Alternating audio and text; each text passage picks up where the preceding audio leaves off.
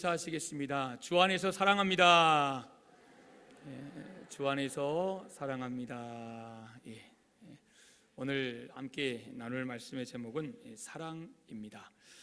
오늘 이 시간 이 사랑 이 주제로 말씀을 함께 나누고 우리가 한 주간 동안 더 풍성한 더 넓은 사랑의 사람으로 살아갈 수 있기를 간절히 소망합니다. 아멘. 몇 년 전에 미국의 기독교 매체인 크리스티애니티 투데이에서 미국 최대 인터넷 성경 사이트인 이 바이블 게이트웨이라는 곳에서 이 한 해 동안 가장 많이 검색된 이 성경 구절이 뭔가 이것을 이제 자료를 받아서 신문에 보도를 했습니다. 242개국에서 유입된 15억 회 이상의 검색 결과를 분석을 한 거예요. 그래서 한 해 동안 이 성도들이 가장 좋아하는, 가장 마음에 품고 또 살아가는 그런 성경 구절이 무엇인가 이것을 이제 조사를 했습니다. 여러분, 성경 많은 구절이 있는데요, 이 많은 장절 가운데 어떤 성경 구절을 우리 성도님들이 가장 많이 마음에 품고 살아간다고 생각하십니까? 누가 원고를 봤어요. 요한복음 3장 16절 여러분 잘 아시죠? 하나님이 세상을 이처럼 사랑하사 독생자 예수 그리스도를 주셨다 그랬어요. 그렇죠? 믿으시죠? 아멘. 우리는 믿습니다. 이 말씀이 이 많은 성도들이 가장 많이 검색하고 또 가장 마음에 또 깊이 새기며 살아가는 그런 성경 구절이다라는 거죠. 이 요한복음 3장 16절은 하나님의 사랑을 가장 분명하게 표현하는 말씀으로 시간을 초월하고 공간을 초월해 사랑받고 있는 그런 말씀 가운데 또 말씀입니다. 여러분, 그렇습니다. 하나님은 저와 여러분을 사랑하십니다. 아멘. 아멘입니다. 우리만이 아니라 하나님을 떠나 죄로 더러워진 이 병든 이 세상도 하나님은 사랑하십니다. 하나님은 당신의 형상을 부어 만든 우리 인간들을 결코 포기하지 않으시고 끝까지 단 한 영혼이라도 하나님께 돌아오기를 간절히 기다리신다는 거예요. 왜 그럴까요? 하나님은 사랑이시기 때문입니다. 여러분, 이 진리를 외친 이가 있습니다. 바로 오늘 우리가 함께 보고 있는 요한이라는 사람입니다. 그는 예수님의 제자들 중에서 가장 오랫동안 살면서 요한복음, 요한 1, 2, 3서, 요한계시록, 성경에 요한이라는 타이틀이 붙어있는 그 책들을 또 성령의 영감을 받아 기록한 사람입니다. 그는 갈릴리 지방의 어부인 아버지 세베대의 아들이죠. 그리고 어머니 살로메, 이 두 사람 사이에서 태어났습니다. 예수님의 제자로 가장 먼저 순교한 야고보 아시죠? 예루살렘 교회 지도자 야고보의 동생입니다. 그는 사랑의 사도로 우리에게 알려져 있지만 우리가 성경에서 그의 삶을 보면, 그러니까 사복음서에 나와 있는 그의 삶을 보면, 이 사람이 사랑의 사도야? 이 사람의 별칭이 사랑이야? 우리가 이렇게 퀘스천 마크를 달 수밖에 없습니다. 왜냐하면 첫째로 그는 품이 넓지 않은 사람이에요. 그러니까 편협한 사람이에요. 누가복음 9장에 보시면 이 요한과 관련된 두 가지 사건이 소개가 됩니다. 첫 번째 하나는 어떤 사람이 예수님의 이름으로 귀신을 쫓아냅니다. 근데 그 쫓아내는 장면을 요한이 본 거죠. 그리고 그 사람에게 다가가서 예수의 이름으로 귀신을 쫓아내지 마라. 성경 보시면 주의 이름으로 그랬어요. 그러니까 주라는 것은 예수님이죠. 지금 주는, 예수님은 우리 선생님인데 너는 이분의 제자 아니잖아. 지금 귀신을 주의 이름으로 쫓아내는 사람에게 귀신을 쫓아내지 마라 라고 그렇게 이야기했다는 거예요. 여러분, 여기서 질문입니다. 우리 교회 말고 다른 교회 성도가 귀신을 쫓아냈어요. 그럼 어떻게 해야 돼요? 봐. 지금 이게 문제라고요, 여러분. 이게 문제라고요, 지금. 여러분, 어떻게 해야 돼요? 할렐루야 하고 박수 치고 막 대단하다고 이래도 지금 표정이 그냥, 여러분, 그게 맞잖아요. 그렇죠? 왜요? 귀신에 지금 눌려있다는 것은 이 사람이 영적인 전쟁에 지금 패했다는 거예요. 하나님의 영인 성령이 아니라 악한 영, 사탄의 영에 씌었다는 거예요. 여러분, 귀신은 예수 그리스도의 이름으로만 쫓아낼 수 있는 줄 믿습니다. 귀신 들렸다고 병원 들어가 봐야 아무, 여러분, 돈만 써요. 믿음의 사람들과 함께 예수의 이름으로 정말 보혈 의지하여 십자가와 부활 사건을 믿음으로 우리가 선포할 때 악한 것들이 떠날 줄 믿습니다. 그러니까 그런 역사가 일어났는데 요한이 그걸 보고 너 우리 팀 아니잖아, 우리 한 팀 아니잖아, 박수는 쳐주지 못하고 그 사람에게 그거 하지 마라 그랬다는 거예요. 우리 선생님이 네 선생님 아니라는 거예요. 여러분, 지금 그런 이야기 아니에요? 내가 못하는 것을 다른 사람이 해요. 그럼 어떻게 해야 돼요? 축하하고 박수치고 잘한다고, 하나님 나도 저거 하고 싶어요, 나도 하게 해주세요, 기도하고 내가 삶에서 열심히 또 하나님 안에서 내 삶을 개발해가면 될 거 아닙니까? 그런데 요한이 그렇게 안 했다는 거예요. 그것을 못 보는 거예요. 깎아내려요, 방해해요. 여러분, 이런 사람에게 예수님 뭐라고 하실까요? 한번 따라할까요? 벌 받아요. 이런 거예요, 여러분, 이런 거예요. 예수님께서 누가복음 9장 50절 보시면 금하지 말라 그랬어요. 그렇게 하지 말라는 거예요. 내 이름으로 병 고치는 거 그냥 두라는 거예요. 근데 요한은 그게 안 되는 거예요. 여러분, 요한을 보세요. 내 편이 아니기 때문에 귀신을 쫓아내는 귀한 일을 했음에도 불구하고 못하게 하는 거예요. 예수님의 제자가 되는 것이 특권이 아니에요. 그냥 예수님이 12명 택해가지고 이 로마 정부를 그냥 뒤엎고 갈각에 요직에 앉히려고 그런 특권이 아니라 오히려 하나님 나라를 위해서, 하나님의 뜻은 이들을 순교의 자리까지, 이게 하나님의 뜻인데 이미 요한의 마음에는 이기주의, 독선주의, 배타주의가 가득한 것을 우리가 보게 되는 거예요. 여러분, 사랑은 포용력이 있어야 합니다. 그런데 요한은 그 포용력이 없었어요. 편가를 일하는 거죠. 요한은 하나님이 기준이 아니라 자기가 기준이 되는 사람이었어요. 이게 사복음서에 나와 있는 요한의 모습이에요. 두 번째, 그는 과격하고 성급했어요. 누가복음 9장에 소개되는 요한과 관련된 두 번째 사건은 이제 사마리아의 한 마을에서 일어났어요. 예수님께서 본문에 보시면, 누가복음 9장에 보시면 예수님께서 승천하실 날이 가까웠다고 그랬거든요. 그러니까 승천하신다는 것은 이제 십자가에서 곧 돌아가신다는 거예요. 그러니까 십자가에 그 보혈을 흘리실 그 준비를 위해서 제자들을 먼저 예루살렘으로 보내시는 중에 이제 제자들이 사마리아로 들어갔다는 거죠. 우리 선생님들이 이렇게 하실 것 같으니까 이렇게 좀 준비합시다, 여기 좀 거처를 주십시오라고 했을 때 사마리아 사람들이 거처 제공하는 것을 거부합니다. 나가라는 거죠. 너희들 여기 들어오지 말라는 거예요. 여러분, 그런데 역사적인 배경이 있잖아요. 유대인들이 먼저 사마리아를 개취급하는데 사마리아인들이 어떻게 이 유대인들을 상전 취급하겠습니까? 정상적으로 사람 취급하겠습니까? 너희가 나를 개취급하면, 너희가 우리를 사람 취급 안 하면 우리도 너희 사람 취급 안 한다. 지금 그런 관계가 유대인과 사마리아의 관계잖아요. 지금 그래서 지금 제자들이 쫓겨 나오면서 이 요한이 분노를 발합니다. 그러니까 그의 성격을 딱 드러내는 거예요. 예수님께 이렇게 말합니다. 주여, 우리가 불을 명하여 하늘로 쫓아내려 저희를 멸하라 하기를 원하시나이까? 지금 엘리야 흉내내는 거죠. 예수님 말씀만 하세요. 하늘에서 불 내려가지고 저것들 태워봅시다. 이 도시 태워버립시다. 이게 요한의 고백이에요. 여러분, 우리가 아무리 좀 화가 나도 이런 거 안 하잖아요. 하나님 불 내려가지고 태워버리세요. 여러분, 요한이 오늘 성경에 사랑하라 사랑하라 있는데요, 요한의 모습을 보면 저 사람이 사랑의 사람인가? 이런 생각이 들 만큼 이게 요한의 모습이에요. 예수님은 분명히 죄인들을 위해서 이 땅에 오셨다 그랬거든요. 그러니까 유대인들은 사마리아 사람들을 가리켜서 죄인이라고 생각했어요. 저들은 죄인이다, 사람 아니다. 그런데 예수님이 가지고 계신 그 죄인을 향한 그 사랑과 오늘 예수님 옆에 함께하는 이 요한의 마음은 완전히 다른 거예요. 이게 오늘 요한의 모습입니다. 결국 예수님께 야단을 맞죠. 그러면서 마가복음 3장 17절 보시면 예수님이 그에게 별명을 하나 주세요. 그게 바로 보아너게예요. 보아너게, 우레의 아들이라는 거예요. 천둥번개의 아들이라는 거예요. 여러분, 어디서 꽝꽝 할지 모르잖아요. 어디서 소리 들을지 모르잖아요. 그런 것처럼 요한이 그러더라는 거예요. 어디서 갑자기 터질지 모르는 이 요한의 모습, 오늘 주님께서 그걸 이야기하시는 거예요. 이게 누가복음의 두 번째 사건이에요. 세 번째 요한은 어떤 사람이냐? 하나님의 비전보다 자신의 야망에 사로잡혀 있던 사람입니다.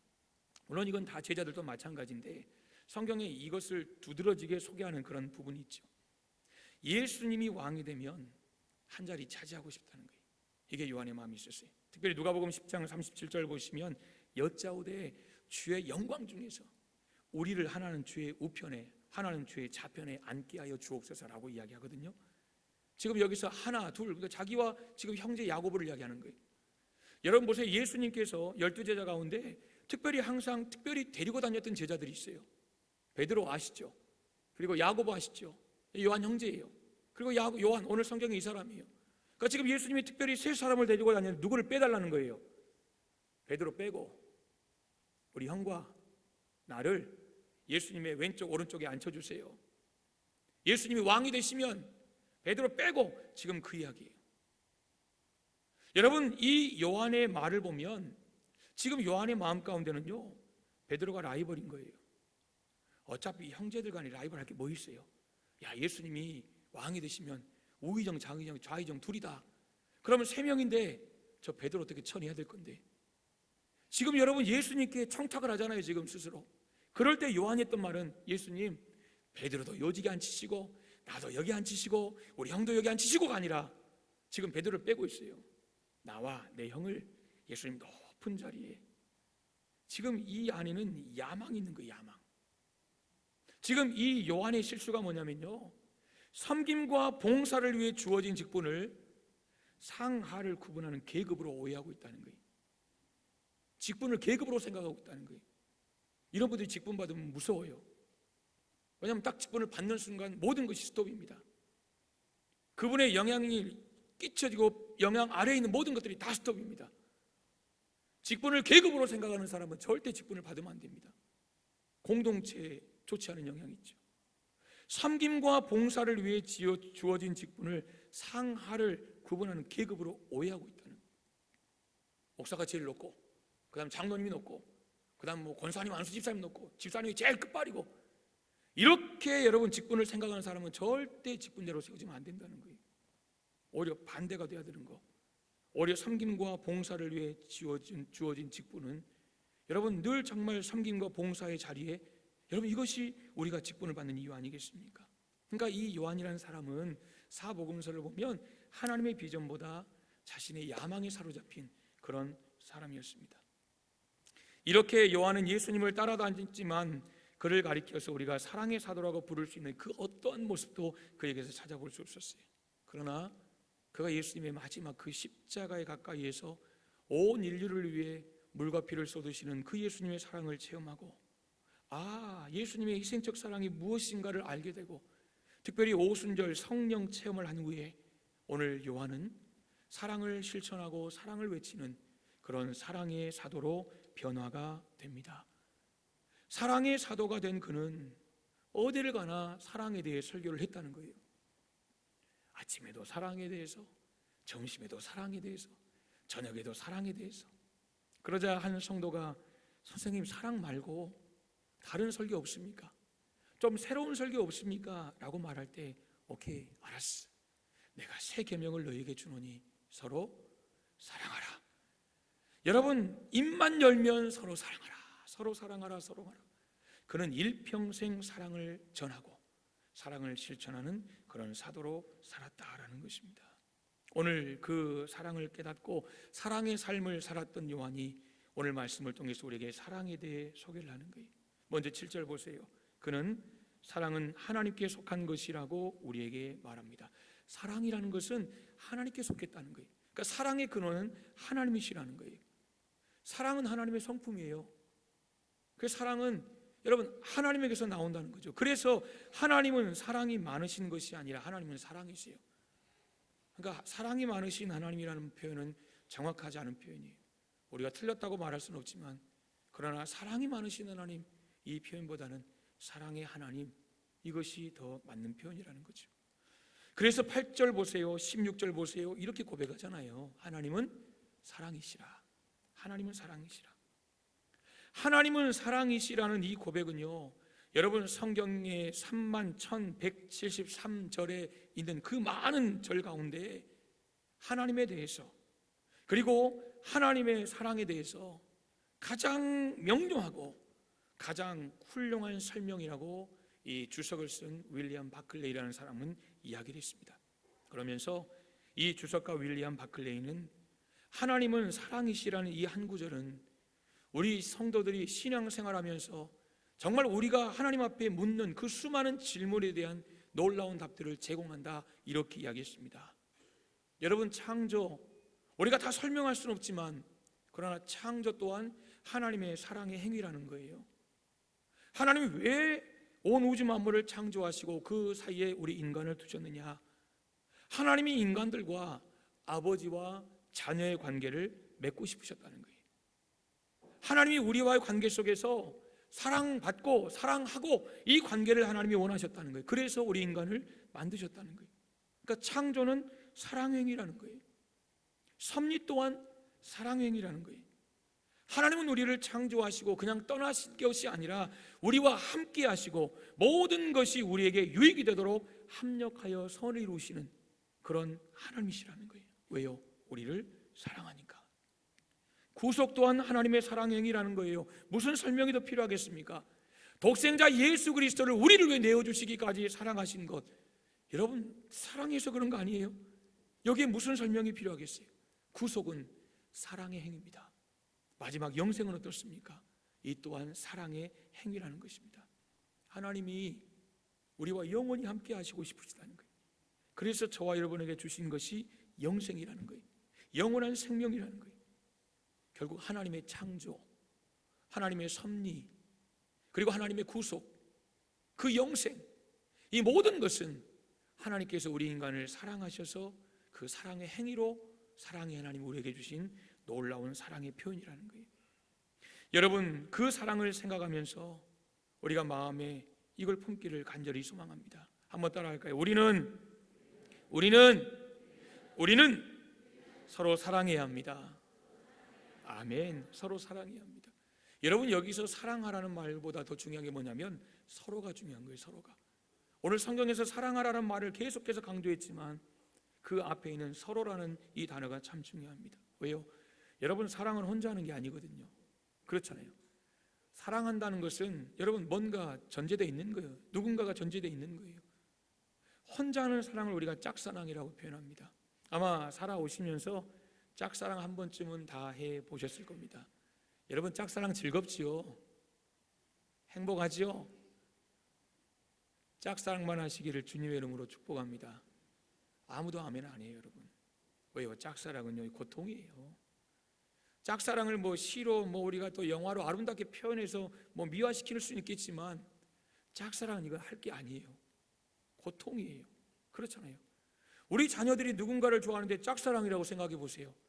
와, 이거 부모 속으로 미칠걸요? 막 혈압 오를걸요? 네가 뭔데? 여러분 안 하겠습니까? 저도 그럴 것 같아요. 여러분도 동의를 하실 거 아니에요? 짝사랑은 여러분 결코 좋은 것 같지 않아요. 그런데 하나님께서는 우리를 짝사랑하신다는 거예요. 지금도 모르겠어요. 하나님이 그냥 우리를 짝사랑하고 계시는지. 우리가 그분을 알지 못할 때 그분은 우리를 사랑하셨잖아요. 우리를 위해서 외아들을 내어주셨고 우리를 모든 죄에서 구원하셨잖아요. 그래서 우리를 사랑할 수밖에 없는 사람으로 만들어 놓으셨잖아요. 사랑을 받았으니까 이제 그 받은 사랑에 합당한 삶을 살아가는 거예요. 그러면서 우리가 사랑할 대상을 주님께서 만들어 주셨어요. 그게 누굽니까? 우리가 서로 사랑해야 할 대상이 누구냐고요? 두 종류입니다. 먼저는 우리와 가장 가까이 있는 사람. 지금 이 자리에 같이 계시잖아요. 가정에 돌아가면 있잖아요. 직장에 가면 있잖아요. 지금 여러분의 머릿속에 생각나는 사람, 여러분의 얼굴을 기억하고 있는 사람, 우리와 가까이 있는 사람, 사랑해야 될 사람 아닙니까? 두 번째, 우리가 서로 사랑해야 할 두 번째 대상은 우리와 가장 멀리 있는 사람. 여기서 멀다는 것은 거리가 멀다는 게 아니에요. 마음이 멀다는 거예요. 마음이 멀는 거예요. 우리가 만나기를 꺼려하는 사람들, 피하고 싶은 사람들, 생각하기도 싫은 사람들, 여러분 그들이 바로 우리의 사랑의 대상이라는 거예요. 어떤 분들은 그리스도인의 사랑에 대해 말할 때 늘 수직적인 관계만을 생각하기도 하는 것 같아요. 그러니까 하나님 사랑만 생각하는 것 같아요. 하나님과 나와의 관계만을 생각하는 분들이 있는 것 같아요. 그러나 성경이 말하는 참된 사랑은 하나님과의 관계에서 사람과의 관계까지 그 영역을 넓히는 거예요. 이게 참된 사랑이에요. 오늘 여러분 요한은 우리에게 분명히 말해요. 서로 사랑하라. 하나님과 너희 서로 사랑하라. 여러분 이거 외람 땐 이런 말 아니잖아요. 하나님과 너희 서로 사랑하라가 아니라 너희 서로 사랑하라 이 이야기입니다. 7절 보세요. 우리가 서로 사랑하자. 우리가 서로 11절 우리도 서로 사랑하는 것이 마땅하도다. 당연하다. 12절 만일 우리가 서로 사랑하면 그랬어요. 서로 사랑하면. 여러분 여기서 서로 사랑하라는 것은 단순히 끼리끼리 사랑하는 것이 아닙니다. 우리가 향후에 있잖아요. 향후에 고향이 어디세요? 저 무한 청계인데요. 그러세요. 들어오세요. 들어가요. 동문회 있잖아요. 학교 어디세요? 예, 저 목포 뭐 있잖아요. 목포인데요. 그러세요. 들어오세요. 제가 목포 출신 아닙니다. 저는. 성이 뭐세요? 정씨인데요. 어디 정이세요?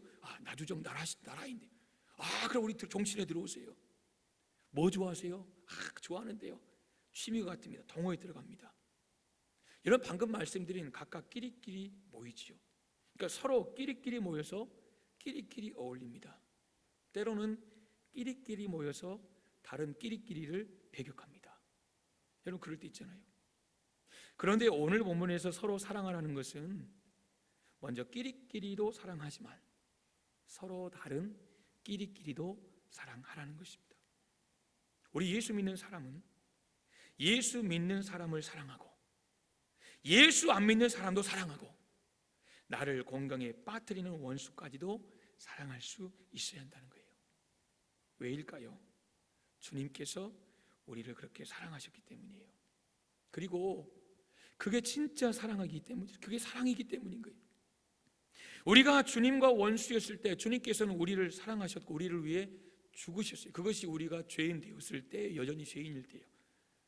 우리가 하나님께 속한 사람이라면 우리는 이것이 아주 자연스러운 것이 되어야 되고 아주 당연한 사람이 되어야 합니다. 예전에 당연하지 이 게임 기억하십니까? 막 앞에서 엉뚱한 이야기해도 뭐 해야 돼요? 당연하지 안 나오고 화가 난다던가 아니야 부정하면 그 게임이 지는 거예요. 여러분 이것이 당연하다는 거예요.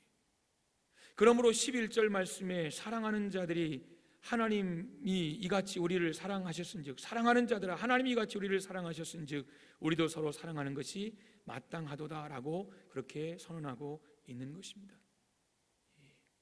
여러분 어제 이제 대신방이 끝났는데요. 이제 우리 성도님들 각각 여러분이 좋아하시는 성경 말씀 붙들고 원하니 이제 기도하고 계시잖아요. 근데 그 말씀 가운데 오늘 본문을 택하신 가정이 있더라고요. 요한일서 오늘 이 4장 이 쭉 본문 7절로 이 본문을 택하신 가정이 있었어요. 근데 이 설교를 준비하면서 찾다 보니까 이 아주 짤막한 시가 하나 있더라고요. 제가 이 시간에 시를 잠깐 한번 낭송할 테니까 우리 반주 들어가겠습니다. 제가 한번 읽어보겠습니다. 여러분 그 의미를 한번 들어보세요. 사랑은 산울림 작자 미상. 사랑은 산울림 하면 하고 하면 하고 야오하면 야오하고 대답하며 다시 돌아온다오. 내가 한 사람을 사랑하면 한 사람이 날 사랑하고 내가 10사람을 사랑하면 10사람이 날 사랑하고 내가 만인을 사랑하면 그 만인이 날 사랑하게 된다오. 아멘 하고 싶죠? 여러분 아멘 하고 싶어요. 저도 개인적으로. 여러분 짧잖아요. 그런데 맞는 표현이에요. 오늘 성경에 서로란 말이 바로 이 말 아니겠어요? 서로 사랑하면 서로가 사랑을 주고받게 되는 것입니다. 무엇보다 우리가 사랑하면요 하나님이 내 안에 계심을 증거하는 거예요. 오늘 말씀 읽어보세요. 내 안에 사랑이 넘쳐서 사랑하면 내 속에 하나님이 계신 것을 증거하고 드러내는 것이고 동시에 세상 사람들에게 사랑이신 그 하나님의 실체를 보여주는 것이 바로 내 삶 속에 사랑을 표현한 거예요. 그래서 오늘 사도 요한은 분명한 어조로 20절 21절에서 이렇게 고백을 합니다. 누구든지 하나님을 사랑하노라. 같이 읽겠습니다. 시작. 누구든지 하나님을 사랑하노라 하고 그 형제를 미워하면 이는 거짓말하는 자니 보는 바 그 형제를 사랑하지 아니하는 자는 보지 못하는 바 하나님을 사랑할 수 없느니라. 우리가 이 계명을 주께 받았나니 하나님을 사랑하는 자는 또한 그 형제를 사랑할지니라. 아멘. 여러분, 이것이 우리의 삶이 되기를 소망합니다. 어렵죠. 하나님은 사랑하겠는데, 그러나 하나님이 말씀하신 하나님을 사랑하는 증표, 형제를 사랑하는 삶이 여러분 많이 어려울 수 있습니다. 그러나 오늘 성경은 우리에게 그것을 원하시는 거예요. 하나님 우리에게 그것을 원하신다면 여러분, 우리가 한 주간 그렇게 살아볼 수 있기를 주님의 이름으로 축복합니다. 말씀을 맺겠습니다.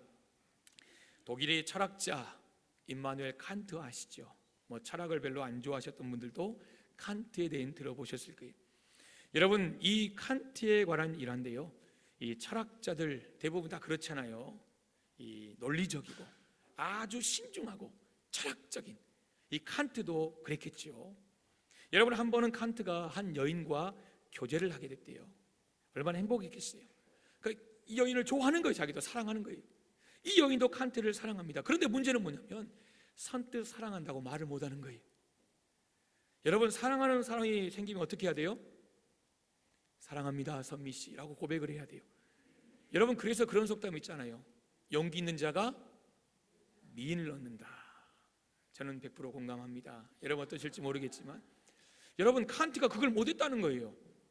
그러니까 사랑하면서도 말을 못하고 쭈뼛쭈뼛하고 있으니까 이 여인이 속 터진 거예요. 그래서 이제 뭐라 했어요? 내가 당신 사랑한다고. 여자가 먼저 고백을 하고 청을 했다는 거죠. 그럼 어떻게 해야 될까요? 우리 수환이가 이제 컸어요. 다 직장도 있고 이제 가정을 이루고 싶은데 한 여인을 좋아해. 근데 서로 좋아해. 근데 수환이가 말을 못하고 있는데 먼저 여자가 대시를 했어. 수환씨 사랑해요 그랬어. 그럼 수환이 어떻게 하면 돼? 생각해 본답니다. 우리 박두만 집사님, 우리 박선옥 집사님 앞날이 캄캄합니다. 지금 기도하셔야 돼요. 예, 손주 보려면 기도하셔야 돼요. 그런데 이 칸트같이 철학적인 사람들이 그랬다는 거예요. 제가 생각해 보겠습니다 그랬다는 거예요. 우리 수환이가 철학적이고 논리적인 거예요. 그러니까 머리가 비상한 사람들이 이런다는 거예요. 보통 사람들 뭐라 해요? 아멘 그래요. 아멘 그래요. 할렐루야 그러겠죠. 여러분, 칸트가 그랬다는 거예요. 한번 생각해 보겠다는 거예요. 그리고 그때부터 칸트가 결혼에 대해서 도서관에 가서 연구하기 시작했다는 거예요. 책을 찾아보고 자료를 수집하고 결혼과 사랑에 대해서 찬성과 반대 글을 읽으면서 연구에 막 몰두했다는 거죠. 그리고 마침내 결론을 내렸어요. 그래, 결혼하자. 그리고 아가씨 집에 찾아갔다는 거예요. 문을 두드립니다. 사랑하는 여인이여, 나와 결혼해 주십시오. 나는 당신을 사랑합니다 라고 그렇게 창밖에서 외쳤대요. 여러분, 그럴 때 창밖에서 이 장인어른 생각했던 그분이 문을 확 열면서 뭐라고 할게요? 너무 늦었어. 내 딸은 벌써 애가 셋이란 말이요 그랬다는 거예요. 재미없습니까? 애가 셋이라는 거예요. 몇 년이 지난 거예요? 최소 3년은 지난 거예요. 여러분, 3년 동안 뭐 한 거예요? 도서관에 가서 헛짓한 거예요. 여러분, 사랑을 연구할 필요가 있습니까? 물론 학자가 돼서 사랑이 뭔가를 연구할 필요도 있고 내가 사랑에 대해 책을 써야 되겠다라고 생각한다면 그래야 되겠지만, 사랑해요, 우리 결혼해요라고 고백했는데 내가 잠깐 생각 좀 해볼게요. 확신 없는 거예요. 뒤 돌아야 돼요. 그런 사람들은 다시 쳐다볼 필요 없는 거예요. 물론 지금 이 중에는 그래도 만난 분들이 있을 거예요. 그렇죠? 여러분, 이 칸트 일화가 저는 진짜인지 가짜인지는 모르겠어요. 일화를 찾다 보니까 이런 이야기가 있어요. 그런데 이 일화 속에서 우리에게 주는 교훈이 무엇입니까? 여러분, 사랑이라는 것은 많이 연구해서 되는 게 아니라는 거예요. 그렇잖아요. 사랑이라는 것은 많이 연구해서 되는 게 아니에요. 사랑은 서로 사랑하는 것이 중요한 거예요. 안 그렇습니까? 머릿속에서 아무리 많이 연구해도 삶으로 사랑하는 것이 중요한 거 아니겠습니까? 여러분, 우리의 삶도 마찬가지입니다. 우리의 삶도 마찬가지예요. 저와 여러분이 모든 면에서 부족할 수 있습니다. 어떤 분들은 난 기도 잘 못해요. 공예배 기도 시키지 마세요. 여러분, 그렇게 부탁하시면 뭐 정중하게 알겠다고, 물론 때가 되면 또 부탁을 드리지만 여러분 괜찮습니다. 리더십이 좀 부족해도 괜찮아요. 내게 특별한 은사가 없어도 괜찮아요. 물질적으로 내가 막 섬기고 싶은데 그만큼 나는 물질이 안 돼서 마음이 조금 불편해도 여러분 그래도 괜찮아요. 하나님 그 마음 아시니까. 여러분 마음껏 내가 하나님 앞에 쓰임받고 싶은데 내 마음은 원인데 내 육신이 약해서 그렇게 마음껏 쓰임 못 받아도 괜찮아요. 왜요? 하나님 그 마음 아시니까. 때로는 음치 박치 있잖아요. 여러분 찬양 잘 못해도 괜찮아요. 내가 최선을 다하면 하나님 그 마음 받으시니까. 그러나 오늘 말씀을 들으면서 저와 여러분의 마음 가운데 이런 결단은 있기를 소망합니다. 하나님, 내가 다른 건 몰라도 내가 하나님의 사랑만큼은 1인자가 되고 싶습니다. 하나님을 사랑하는 삶만큼은 내가 늘 풍성하기를 소망합니다. 하나님을 사랑하고 이웃을 사랑하는 삶에는 내가 절대 뒤처지지 않고 절대 부족하지 않는 그런 사랑의 사람이 되기를 소망합니다. 사랑하는 여러분, 하나님의 사랑으로 죄에서 구원받은 성도에게 사랑이 없다면 그건 말이 안 되잖아요. 매일 사랑의 하나님의 은혜로 살아가는 성도에게 사랑이 없다면 그것도 말이 안 되잖아요. 교회도 마찬가지 아니겠어요? 교회에 사랑이 없다면 이거 아무것도 아닌 거예요. 아무것도. 훌륭한 예배당이 있어도 수많은 무리가 모여도 막대한 재력이 있어도 사랑이 없는 교회라면 사랑의 하나님께서 그 교회를 통해 무엇을 하시겠어요? 우리가 섬기는 대성교회가 하나님 사랑과 이웃 사랑이 넘치는 그런 사랑의 공동체가 되기를 주님의 이름으로 축복합니다. 사랑하는 성도 여러분, 사랑이 풍성한 성도가 가장 고상한 인격의 소유자인 것을 믿으시고 사랑이 가장 풍성한 성도가 주님의 형상을 가장 닮은 성도인 것을 믿으시기를 소망합니다. 바라긴 이번 한 주간 동안 우리 모두가 사랑으로 충만해서 하나님을 기쁘시게 하고 또 주변의 영혼들을 행복하게 하는 그런 사랑의 사람들이 되시기를 주님의 이름으로 축복합니다. 아멘. 기도하겠습니다. 하나님 아버지,